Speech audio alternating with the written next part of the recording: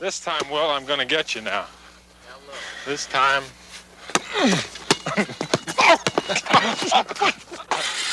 I guess I didn't get you. No, you had it. You had it. Next basket gets free dinner. All right, you guys better make sure y'all get this on camera. Because I'm going to push him out.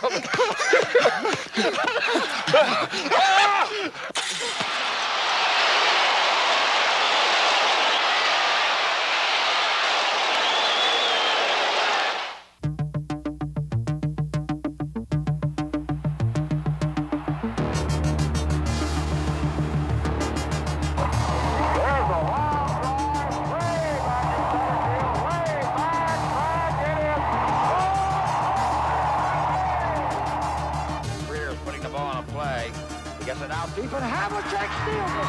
Over the stand goal. Havlicek stole the ball. Starr begins the count.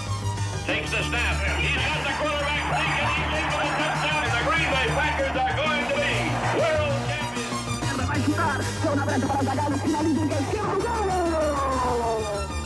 Affirmed under a left-hand whip. Allier on the outside driving. Affirmed to Allier. Heads to Burns. Here's the pitch by Downing. Swinging. There's a drive into left center field. That ball is going to be out of here. It's gone. It's 7-15. There's a new home run champion of all time, and it's Henry Aaron.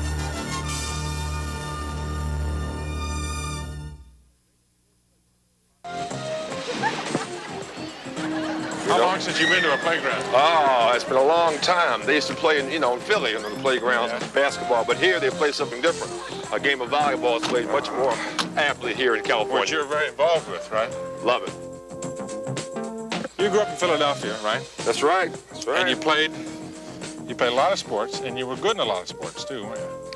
Well, I think I was good in a lot of sports, right. I started off actually in track and field. Compared to your classmates, were you Well, big then? 3 and 4 inches bigger, but in junior high school, I really just took off. When I got out of junior high school at 9th grade, I was about 6'11". In 1952, a long-legged schoolboy named Wilton Norman Chamberlain suits up for Overbrook High. The Big Dipper, as he is called, is an immediate sensation. Hopping in 90 points in a single game and averaging 37 per outing, Wilt Chamberlain has college and pro scouts drooling. You must have had fantastic offers from college. I mean, from all over the country. Everybody in the world must have recruited you. Well, at that time, they said I probably was the most sought after schoolboy, about 200 to 250 offers. And as you know, I chose Kansas. In 1956, young Wilt Chamberlain makes his varsity debut as a sophomore. Averaging 30 points, 19 rebounds, and 9 block shots per game, he leads Kansas to a 24-2 record and a berth in the NCAA Finals against top-ranked North Carolina. With the Tar Heels triple-teaming Chamberlain, the game goes into overtime. There was about 3 seconds to go, and we were 1 point down, and one of our teammates was supposed to pass the ball to me on a high lob, with me a chance to dunk the ball. He threw me a pass about with the 3 guys in front of me, went right into their hands, and I tell you, You lost your chance to win. that was it. You left school your junior year, though. You didn't stay for your senior year. You left Kansas after your junior year. What made you make that decision? I had some offers which were kind of interesting time. There was a team out called the Harlem Clowns, which was composed of some ex-Globetrotter guys, Goose Tatum and Marcus Haynes, and they sent me a photostep copy of a check for $100,000, and were offering me $100,000 to play with them, tour with them for about 6 months. Now, $100 grand was unheard of money in those particular days. I mean, guys like yourself, y'all make that all the time. Hey, $100,000, I would have jumped off the Empire State Building. You end up really playing for the Harlem Globetrotters. That's right. They Actually, offered you $65,000 a year or something. But you $65,000 a year, and bonuses if they said that the houses had X amount of people. Right. So there I was counting the houses all the time. With their huge new attraction, the Harlem Globetrotters draw 20% more fans in 1958. While the clown princes of basketball show off around the world, 22-year-old Wilt Chamberlain learns to handle the ball. In the midst of the Trotter circus, Chamberlain plays the straight man, wowing millions and honing his skills for a budding pro career. I feel as though the Globetrotters actually helped me a lot more than people can ever realize. Even though they were sort of a team that was a clowning team, I didn't really clown. I played basketball. Well, in 1959, you moved to the NBA your rookie year, and you killed them, didn't you? Well, it was an interesting year, Tom. It was interesting because I don't think most of the pros expected me to do exactly what I did. Even against the world's best players, Wilt Chamberlain is simply unstoppable.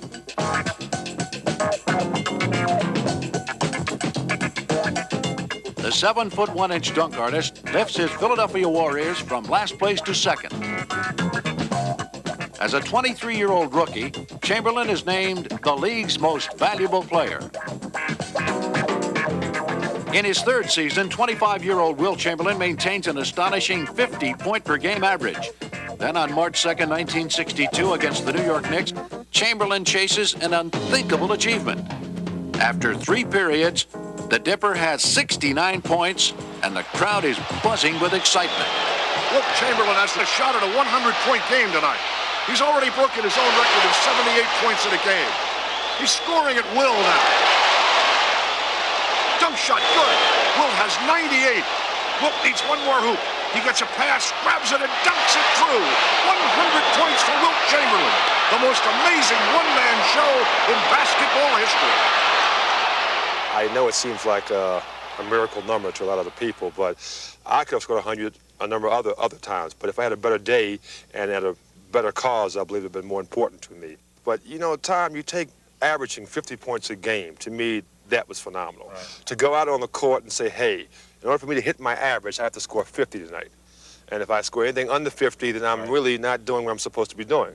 One thing you did have trouble with, now I know, was free throws, but...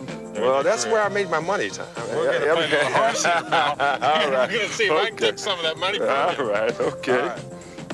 I'm first up. First Ready? up. All right. Now, I can do this. Watch, hold, wait, keep your feet right, that's fine. Good. This is an instruction class. Get the hair out of your eyes, Right. Oh, no! All right! I'd be looking good here. That's not bad. All right, let's go. Underhand or overhand, and you got to stay behind the line. Behind the line? Just don't be jumping up here. Left-handed. Well, that's more like me right there, see what I mean?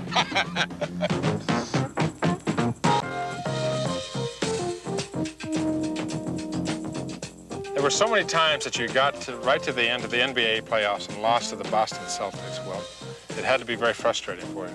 Of course. I think it's really a tough position to be in when you can go all the way to, you know, like the finals and lose in the last minute, the last seconds, and realize that, you know, a point or two was the difference. But for people who are watching, for people who are remembering, they only remember that you lost. From the start, Wilt Chamberlain's pro career is marred by near misses in playoff competition. Year after year, his teams come up short against the powerful Boston Celtics. In his first 7 seasons, Chamberlain's teams lose 5 playoffs to Boston. Although he is the NBA's top scorer and rebounder, Chamberlain is branded a loser by the press and is widely blamed for his team's repeated failures. When you lose to the same team, like Boston, and they have a great center like Russell, they tend sometimes to point fingers and say, hey, you know what, you lost because he was better than you. Russell being, you know, the center there of the great Boston teams, and of course the media helped the player play it up and make it for what it was. Wilt Chamberlain versus Bill Russell. Through the 1960s, this duel stands out as the most intense personal rivalry in all of sport and contributes mightily to the growing interest in professional basketball. The 7'1" Chamberlain is a scoring machine.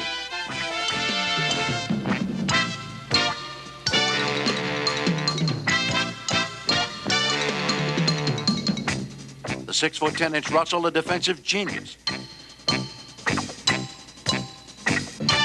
Chamberlain consistently out-rebounds Russell and outscores him almost 2-1. But then, Russell has all of the championship rings. So the debate rages on. Who is basketball's best big man? Wilt Chamberlain or Bill Russell? Russell, as I said, had a lot of pluses going for him, you know, because he had one job to do and one job only. I had several that I had to do. I had to score at times, to rebound, to play defense.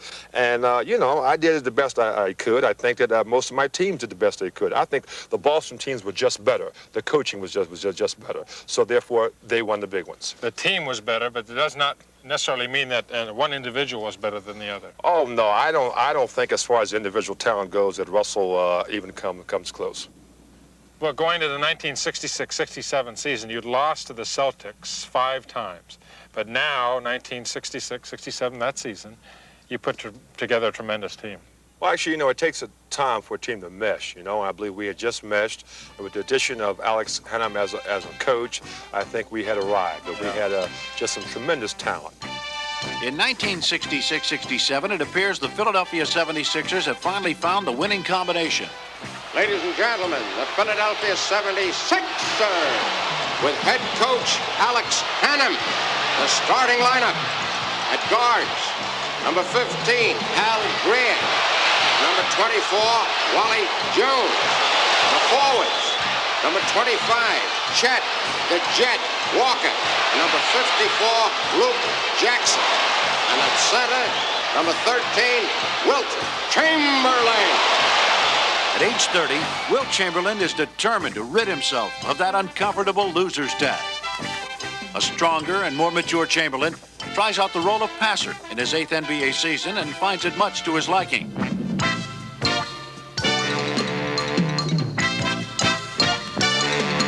With a well-balanced attack, the 76ers win 68 of 81 regular season games to set an NBA record. Still, the Sixers must beat the Boston Celtics in the playoffs or go home losers once more. Chamberlain backing in on Russell. Finger roll, no good. Battle for the rebound. Chamberlain gets it and lays it up and in. The tables have finally turned. The Sixers crush Boston in 5 games and earn the right to meet the San Francisco Warriors for the NBA crown. 6th game of the NBA Finals. The 76ers trying to nail down the title. Sixers with the ball here in the 4th quarter. Cunningham, jumper, no good. Thurman gets the rebound, and here come the Warriors. Cunningham steals it. Pass underneath to Chamberlain. Wilt's got 24. Sixers by 1. The Warriors need to answer now. Thurman off the front rim, no good. Battle underneath. Wally Jones intercepts. Oh, what a ball game this is. Philadelphia in the driver's seat now. Jones to Luke Jackson. Jump shot, good. That'll lock it up. The Sixers win 125-122.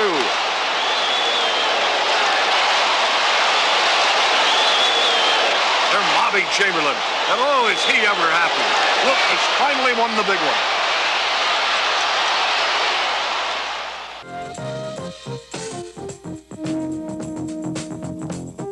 After getting close so many times, Wilt, to a championship, even in college and then the NBA, finally winning that world championship must have been a great feeling for you. Well, actually it was, you know, probably it took months for it to really sink in time, but once again I must, you know, really illuminate on the fact that we had such a great basketball team. The year after the championship in Philadelphia, breakdown between the front office and the players and the coaches and everything, you get traded to the Los Angeles Lakers, to what should be the all-time team ever. You get yourself, Jerry West, Elgin Baylor on the same team. Well, you know, it should have been, maybe by some people's opinion. I don't think so. Because it's right back to what we were talking before, Tom. Both of those guys are shooters. Right. The Lakers had scorers. I mean, Jerry and Elgin carried the scoring load. And yourself, too. You were a great right, scorer. and I was a scorer then, you know. But unfortunately for us, and it proved to be valid now, Elgin was on his way out. He was on his last legs. He'd given the crowds multitudes of great games, and he was just about through. Jerry had some years left. So really, it was just really Jerry and I as far as the superstar syndrome was concerned. But when you got past Jerry and I, we didn't have anybody else. 1969, at the end of the season, the playoffs, the second game, another dramatic confrontation. Wilt Chamberlain, Bill Russell, this time Chamberlain with the Lakers, Russell with the Celtics, 7th game. Here we go again. The 8th time Chamberlain and Russell have squared off in the playoffs. The Celts lead by 15 as we start the 4th quarter in the LA Forum. Chamberlain wins the tap. Baylor gets it to Freddie Crawford. Layup. Celtics now trying to hang on. Havlicek, jump shot, no good. Chamberlain gets the rebound and he calls timeout. The big guy is in pain.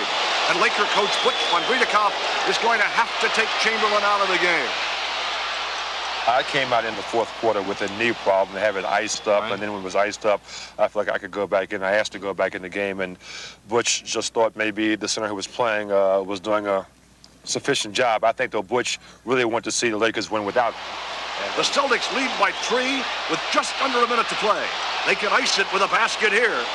Siegfried trapped in the right corner. Now, Hundo Havlicek in trouble. Ball pops loose to Nelson. Jumper bounces in. What a basket. The Celtics could just run out the clock now.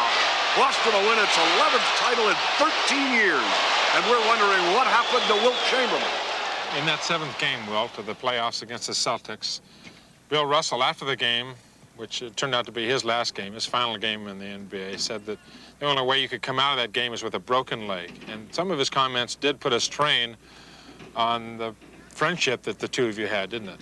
I would say that we were very, very close friends, and that's why the comment was really something that really kind of got to me, and I looked forward to hearing it come from him some way. I mean, you know, it's not a misquotes, you know, and so I thought maybe it was something that someone had misquoted Russell as saying. Later on, I found out it wasn't a misquote, and I felt as though that Russell should explain it to me, which he never has, and we've never talked since. The Lakers finally, now a couple years later, get a new coach, Wilt Chamberlain, right? And they get a couple new players, and you guys really put it all together. Beginning on November 5th, 1971, the Lakers launch a phenomenal winning streak. Against the Atlanta Hawks, LA shoots for a record-setting 23rd straight win. The Lakers well in control here in the 4th quarter. Goodrich working Maravich on the baseline. Jump shot. Good. Atlanta ball now. Bellamy inside. Blocked by Chamberlain. Hairston, outlet pass to Goodrich. To West for an easy 2. The Lakers have done it. Their 23rd win in a row. A new NBA record. For 10 more games, the Lakers continue their winning ways. Their 33-game winning streak is the longest in the history of professional sports. And Los Angeles is a clear favorite to take the 1972 NBA championship. The Lakers come out for the 5th game of the 1972 NBA Finals. They need just one more win over the Knicks to wrap up the title. Late in the 4th quarter, Jerry West dribbles right. Gets it back to McMillan. West shakes free against DeBusschere and puts it up. Lakers lead by 14. Knicks with the ball. Bill Bradley running jumper straight, but it's too late for the Knicks. Now Chamberlain in the lane. Gets his own rebound and dunks it. 24 points for Wilt. This one's in the bag. For the first time in the 12 years since they moved from Minneapolis, the Lakers are NBA champs. Final score, Lakers 114, Knicks 100. A 5-game rout for the Lakers. It's the first championship for Jerry West, the second for Wilt Chamberlain, and a fitting climax to a phenomenal season. Those guys really played really great together, and we had another year together, so we were the team to beat, and we just really played that way. But as great as that team was, and we won the championship that year, no way does that team compare with the 67, 68 team, I believe, you know. And I say 68. In Philadelphia. Right, in Philadelphia. I say 68, even though we lost it, we still were a much better team than any team I'd ever played on. One thing you got to do for me, just for me, you got to give me your all-time NBA team. My all-time NBA team. Guards. Well, you know, for the guards are easy. Oscar Robertson and Jerry West. That's really very, very easy for me. But the forwards really become a problem because you can have a lot of different choices in forwards, you know. But I think if I had to really pick 2. I got to go with Rick Barry and Elgin Baylor. Who would your center be? You're sitting next to him, brother. I love it. You might pick 2. All right. Thank you. Wilt Chamberlain. Career scoring average, 30 points per game.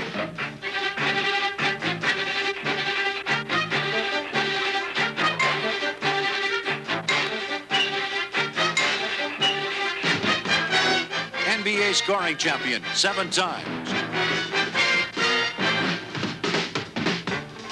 NBA rebounding champ 11 times.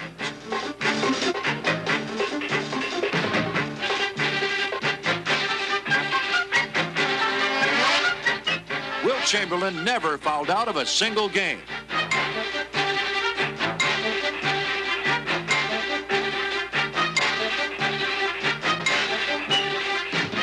Pro basketball's all-time leading scorer and rebounder. Most valuable player 4 times.